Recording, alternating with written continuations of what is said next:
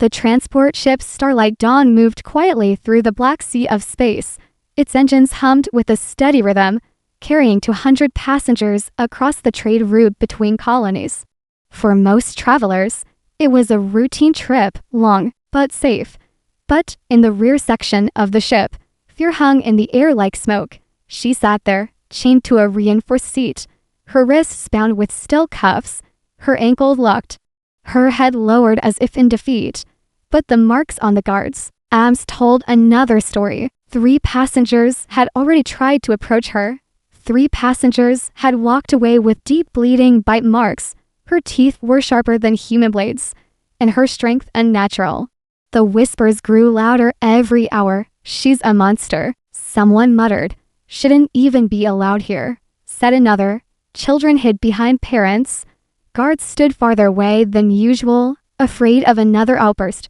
Her name was Kara. Though none of the passengers cared to know it, to them, she was simply the alien girl, dangerous, untamed, something to be feared. Her glowing amber eyes scanned the floor.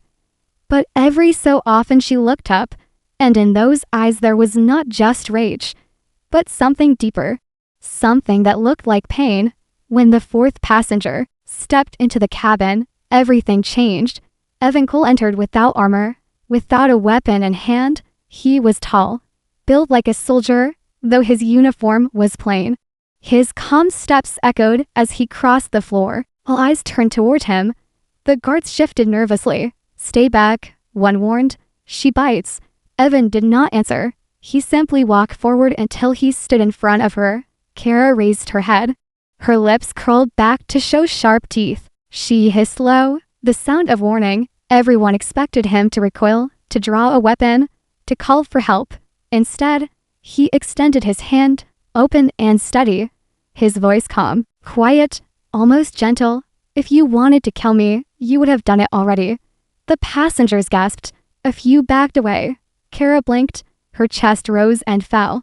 She stared at the hand in front of her, confused. For the first time since she was taken aboard, she did not snap, did not bite, did not fight. Her claws trembled. Her lips parted. She leaned forward, sniffing his hand like a wounded animal testing trust. Evan didn't flinch. He kept his hand there, still waiting. At last, Kara lowered her head, the growl in her throat fading. She did not bite. She simply closed her eyes and leaned back, a soft sound of surrender escaping her. The silence that followed was heavy, then broken by whispers of disbelief. She didn't attack him. What just happened? Who is this guy? Evan knelt, meeting her gaze. They call you dangerous, but I don't think you are, he said. You're scared? That's different. For the first time, Kara's lips moved, not in a hiss, not in a growl, but in a whisper so soft most did not hear. Why? Because I've seen fear before, Evan said simply. It doesn't scare me. From that moment, the air around her shifted. The guards no longer stood as close. The passengers still watched with fear, but now also with curiosity. Days passed in quiet tension. Evan visited her often. He spoke to her when others would not. At first she gave no answers, but little by little she responded. A nod, a word, a question. He learned her story. Kara was not a criminal. She was a refugee. Her people had been hunted, her home destroyed. She had survived by fighting, biting, clawing against captors who treated her like prey. The bites were not cruelty. They were defense, the only language she had left. You don't have to bite anymore, Evan told her one evening. Not while I'm here. She looked at him long, her amber eyes glowing faintly in the low light. You are not afraid, she whispered. I've fought worse things than teeth, he said with a faint smile. I've fought loneliness.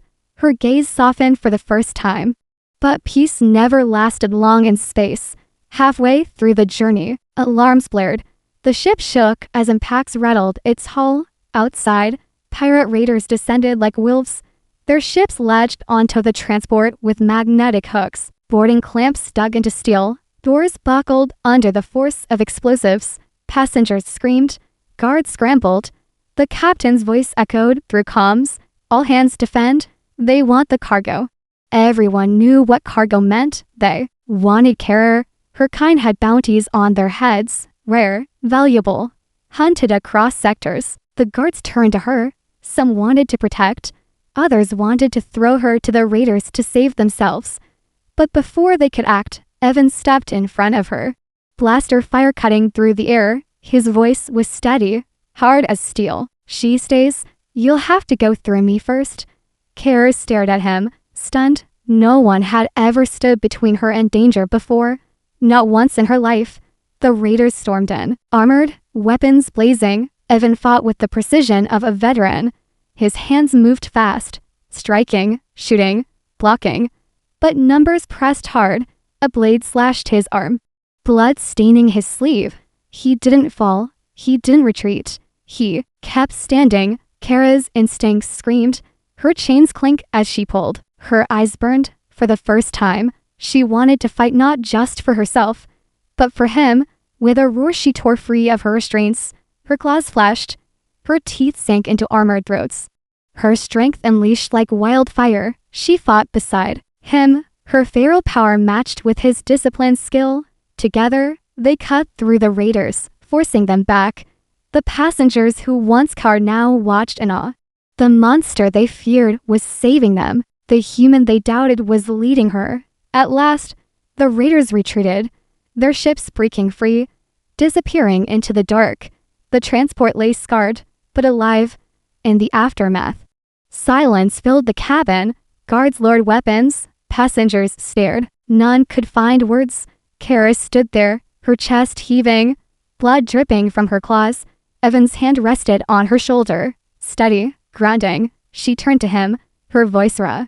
Why did you protect me? He met her eyes, calm as ever. Because you're not a monster, he said. You just needed someone to believe it. For a long moment she said nothing. Then, slowly, she reached forward, her sharp hand trembling, and placed it in his. No bite, no growl, just trust. The passengers who once feared her now saw something new. A girl, not a beast, a survivor, not a threat. From that day, Kara was no longer chained. She walked freely, always at Evan's side. The story spread across the colonies. A human soldier and a once-feared alien refugee, bound not by law, not by chains, but by trust. And in that trust, a legend was born, one that whispered through space lanes, reminding every ear that humanity's true strength was not just in weapons or war, but in the courage to reach out a hand when everyone else turned away.